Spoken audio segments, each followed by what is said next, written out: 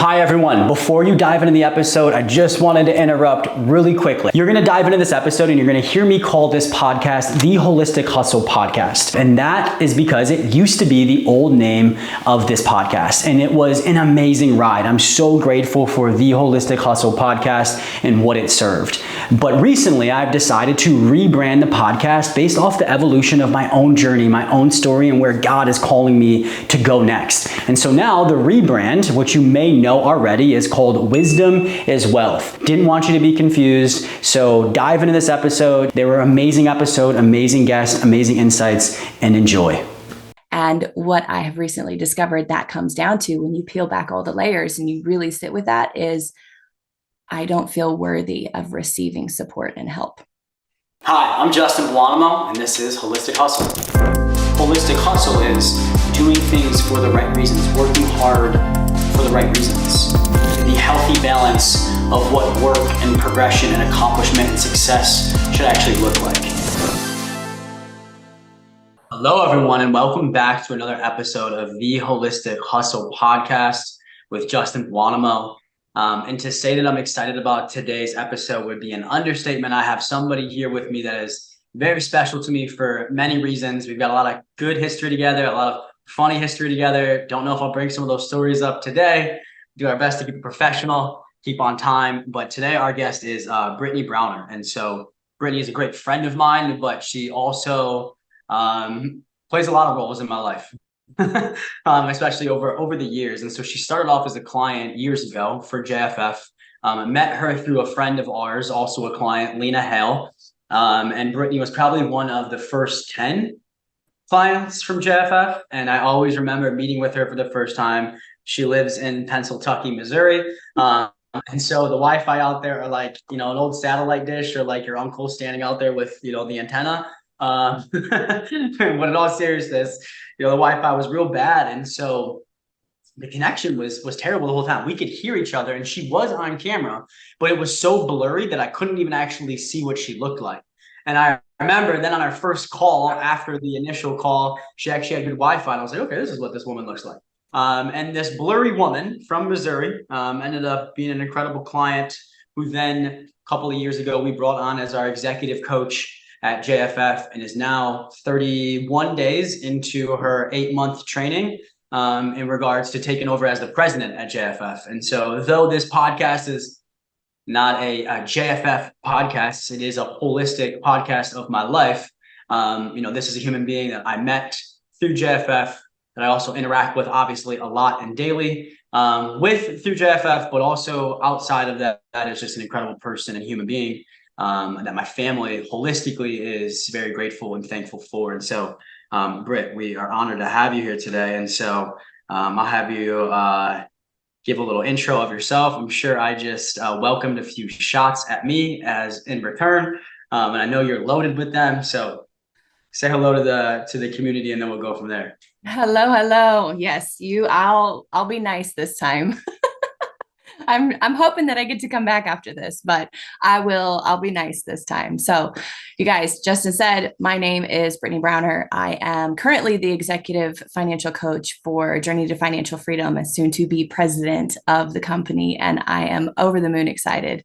It's so funny that you remember that story in that way. I remember, obviously, yes, internet was terrible, but I remember getting on that call with you, talking to you, and recalling once we hopped off thinking, God, he really is a good human. And you can tell, even though I've never met you in person, that you really truly did have my best intentions in mind. So that was a huge piece for me. But also, it wasn't until very recently I learned that I was your first client after you raised your prices. It's like, man. Sure were. You just missed the mark. That was worth it. It was absolutely worth it. So a little bit about me real quick. We live literally in a super tiny town. We live in geographically the center part of Missouri. Population is 274. Very, very small town. We actually live, my husband and I, we've been married for a little over 10 years. We live in the home that his grandparents built. So roots run very, very deep here. We've got 3 kids, 8, 4, and 2.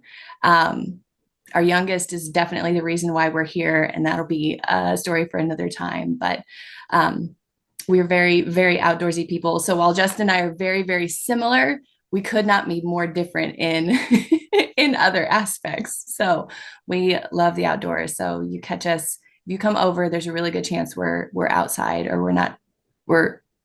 We're outside for sure. So anyway, I love that.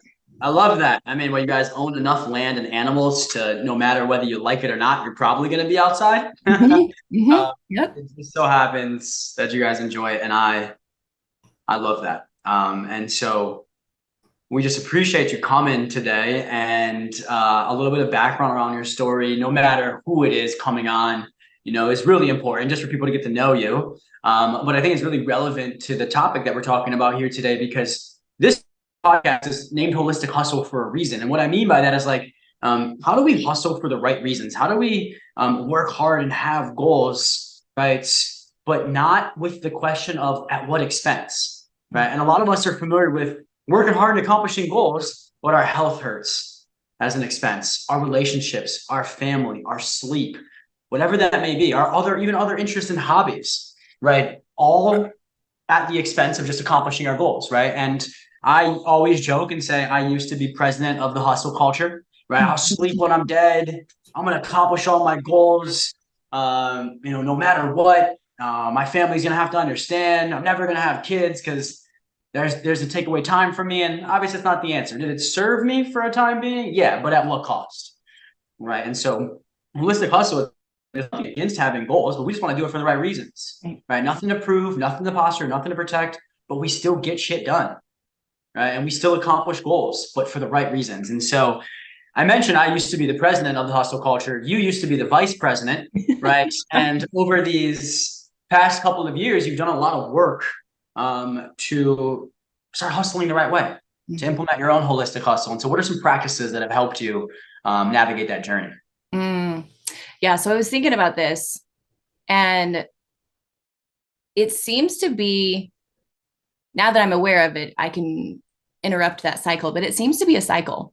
So, and where it originated from was actually from watching my parents hustle hard, lose everything, and continue to hustle hard. Right. So did it in college, and then did it with my first network marketing career.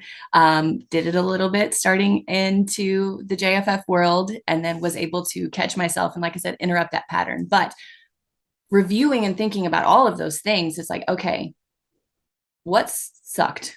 Like, what was not fun, and how can I do that differently? And the things that come up for me is actually four main things that have served me extremely well. Is first, prioritizing what needs to be done. Not everything is a dumpster fire that has to be taken care of right now. That one was hard for me because I'm like, oh, it's so hard for me. Everything's an emergency. Everything right now. Yeah. right now. So being able to, and I still use this. I will still tap into this when I'm feeling overwhelmed. I did this earlier this week. Literally took a brain dump, like everything that was floating around in my mind. I just threw it out on a piece of paper, gave myself 3 columns. These are the tasks. This is how long it's going to take me approximately to do them. This is when it actually has to be done. Like, not everything needs to be done today. Some of it, yeah, it has to be done today. Parent-teacher conferences, non-negotiable. Like, I have to go do those today, right? So that's been so powerful for me to do, as after like visualizing and seeing all of these things that have been floating around in my brain and being made bigger than what they were, I was able to put them down on paper, give them a time frame, how much time it's going to take me to get them done, give them a deadline, and then take that and put it into my schedule. Like, put it in as an actual appointment. That was huge for me to step away from that unhealthy hustling. So that's the first one. The next one is aligning expectations. So God love my husband. I used to, when I was doing network marketing, he had no idea when I was coming or going. And that was scarcity mentality, because I thought I needed to serve everybody immediately, because if I didn't, I wasn't going to get that sale. I wasn't going to get that goal. So this poor man had no idea. Was I going to be home for supper? Was he cooking supper? Who was taking care of our oldest at the time? Is she going to be picked up from daycare, or are we going to get a phone call? So there was being able to align those expectations and say, okay, this is a busy season for me. and I'm going to need your help. So aligning those expectations for both of us. And then, there's things that he wants to do. We're coming up on deer season, and like knowing and honoring the fact that he wants to be places, being able to align those expectations together. So that's another one that was really big. And then circling back to the scheduling, you guys, Enneagram type 1, I thrive on structure. And when I am not in a healthy space, I'm in this hustle culture mindset here, all of that goes away. Everything ends up messy and everywhere. But going back to that schedule, creating margin, creating wiggle room in my schedule. Anybody with kids knows that this is non-negotiable. Like typically it takes to walk down 12 stairs, it takes you about 30 seconds. But when you have 3 children who have independent minds of their own, you know that can take you approximately 10 minutes. So example. That's such a good example though. So knowing that you create that margin in your schedule, not only because you have tiny humans to take care of, but also in business. You have to do that in business too. It's like, okay, you know that you've allotted yourself an hour for this call, but what if your client needs you a little bit longer than that? Create that margin for yourself. Or if they don't need you, how about 5 minutes to breathe or maybe go to the bathroom or get a drink? So creating that margin for myself, that little bit of wiggle room, took a huge weight off of my shoulders, made everything a lot less frantic. So that's another one. And then boundaries, not only establishing them for other people, but honoring them myself was huge for me. It's like, okay, I'm not working on this day, or I'm not working past this time, and honoring that, because then, just like we talk about all the time, you can be where your feet are, whether that be in the office and talking with people, or being present with your family, or being present in doing your hobbies. I love that. I'm over here taking notes, not even as a host, just like, okay, I should probably go do these 4 things. And so that was extremely valuable. We could end the podcast right there and it'd be a valuable podcast. And so I think those 4 bullets between prioritizing what's actually important and when it needs to be done. Not everything is a dumpster fire. We don't have to, what my mentor, Jake, calls hyper-vigilant doing. Just going and doing because we're stressed and we think it needs to be done, right? Acting, or doing and achieving and accomplishing and acting and addressing out of stress. And so that prioritization helps with that a ton. Aligning expectations, I'm a big fan of that no matter what. Structure with the schedule. It's like, yeah, you don't want to be too structured to the point where you're stressing yourself out, but also too, if you let yourself flow without parameters, you will flow everywhere and not the direction you want to flow. Big old puddle. Right? So, yes. And then boundaries are so super important, because that's one thing, especially when I first met you, like I would answer clients' texts at like 2 a.m. Right? I was working on Saturdays and Sundays, all evenings, right? Because I had to get it done. Mm-hmm. Right? So this was super helpful. And so with these, I'm sure you've accomplished a lot of things over the years. These aren't just principles you're talking about. You are embodying them, and you're probably getting some good results in your life. And so is there something that stands out to you that you're most proud of over the past couple of years when it comes to your journey, whether it's business, family, spiritual, healing, money, whatever that may be? Yeah, the biggest thing for me, and this is such an overarching umbrella that touches every aspect of my life, is healing and growing out of that lack and scarcity mentality, where I would respond to clients and customers because I needed to be able to do that for them, or just living that small life where we don't go do spontaneous things with the kids because of XYZ, because I'm busy or we don't have the money, when in fact we do have the time and money. We just need to make it a priority. This is one of those things. So living and growing out of that scarcity mentality, living that life of lack because of what ifs, that's been the biggest thing for me, is living that more abundance with spending time with my kids. Is that, the time is the ultimate resource. Being able to make time to spend with Nick when typically we would be too busy to go do things.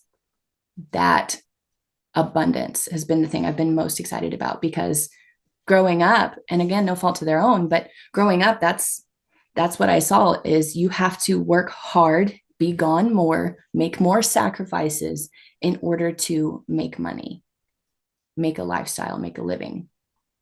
I love that. I love that. I know I'm saying that a lot today, but I do, and it's so true. And it's basically what I heard is you're allowing yourself to live the life that you worked hard to create.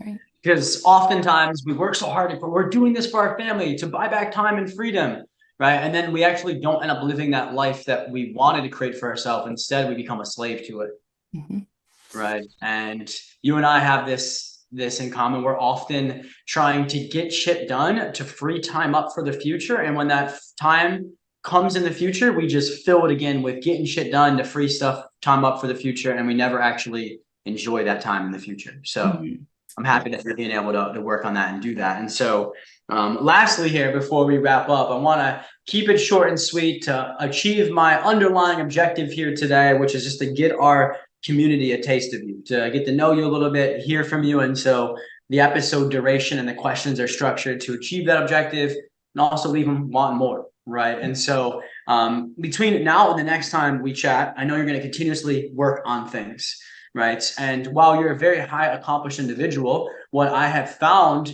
in my own leadership journey is when you're a mountain to people, right, it's very hard to influence them because they can't relate to you. Right. But when they're able to relate to you, right, because you're actually transparent and vulnerable, right, then influence really goes to the next level. And so let's take you off this incredible mountain that you deserve to be on, right? But tell people, something that I don't want to say you're not proud of, but something that is an area of opportunity for you, right? Like something that you're working on, getting better at, and maybe give us an update on that next time you do come back.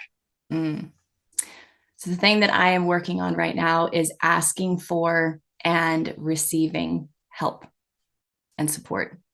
So for me at work in my career, it comes a lot easier. It comes a lot easier now because there is an energetic reciprocity. Like they're really good at what they do and they're getting paid for it. But at home, that's something that I have a hard time with, is asking for help, because I don't have anything. I don't have that exchange for them. And what I have recently discovered that comes down to, when you peel back all the layers and you really sit with that, is I don't feel worthy of receiving support and help. So good. That's what I'm working on. So good. I love that. I love that, because we're always accepting something, right? The question just is what, right? And so sometimes it comes down to help or no help. Right. And a big piece of advice my mentor gave me years ago was like, no one makes it on their own. They really don't. Nobody makes it on their own, whether that's making it, being success in business, money, relationships, marriage, parenting. Nobody makes it on their own. Right. Truthfully, don't. And in the coaching industry, or the business industry, I often say the people that not just survive, but people that thrive are the financially stable, the authentic, but the last one, the well-guided. Right? And if you're well-guided, that means you're not doing it on your own. Right.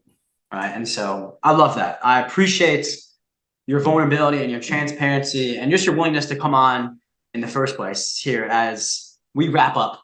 As I mentioned, the objective was, let's get the community a taste of you, open the door a little bit to you, and then hopefully welcome you back in the future for future episodes. But in the interim, people are going to want to know how to find you, reach out to you, all that types of stuff. So where can people find you if they'd like? Instagram's probably going to be the best place to catch me. And that's, we'll drop it in the show notes, hopefully, but it's at Brittnie Brauner, all together, all one word. And I try to keep it short, sweet, and to the point. So at Brittnie Brauner is the best place to find me. And neither are spelled like they sound. So make sure that you go look in the show notes. Yes. Hopefully it'll be spelled correctly in the title. And that will only happen if I'm not responsible for the title or for the spelling, excuse me. But anyways, okay. For everybody, go hit up Brittnie. She is a wealth of knowledge and warmth and love, and just someone you want in your space if she's not already in it. And so I'm thankful to have you in my space, Britt, and thankful to have you here on this podcast with us today. I know you're on like 8 meetings with me today. And so I'm happy we can keep this one short and fun. But we'll definitely have you back some point for part 2. Awesome. Thank you so much. All right, friends. We'll see you on the next episode.